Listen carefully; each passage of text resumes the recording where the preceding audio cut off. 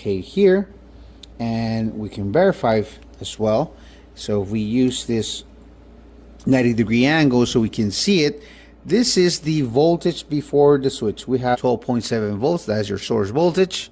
After the switch, there is 0 volts because the circuit is off. So let's energize it. Turn on the circuit. We get that 12.7 volts. So the switch is good. Before the first load, we are getting 12.72. After the second load, 12.72. Before the second load, 12.72. So up to that point, there is no open. After my second load, I'm getting 12.72.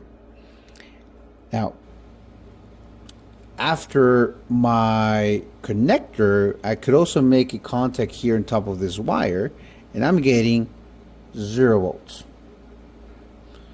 Before the connector, 12.72. Right after, I'm getting 0. So this proves that we do have an open circuit here. Now, if that is the case, we can also use our tool to energize the circuit. So we could come here to the component setting.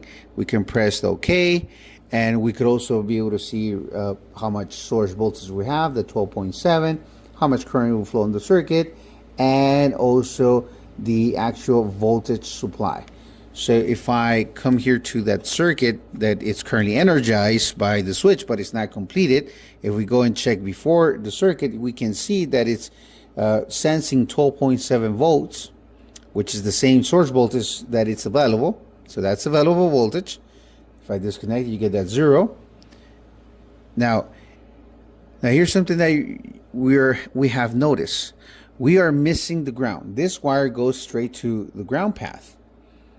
That's where it completes the circuit. So we don't have a completed circuit here. So if I go to that wire that is missing a ground, and we supply the ground by using our tool, I can press this, I can select the momentary mode and press on and off. And I could come here and I could supply a ground to this circuit. And as you can see, when I supply that ground, the circuit gets energized. If I release the ground, circuit gets turned off. Now if I apply the ground again, and then we can control the circuit with the switch, off and on, circuit is on, but I am supplying ground with this tool. I'm completing the circuit and proving that the problem is in this connector. So that's one way to use your V500 and with the use of the breaker finder.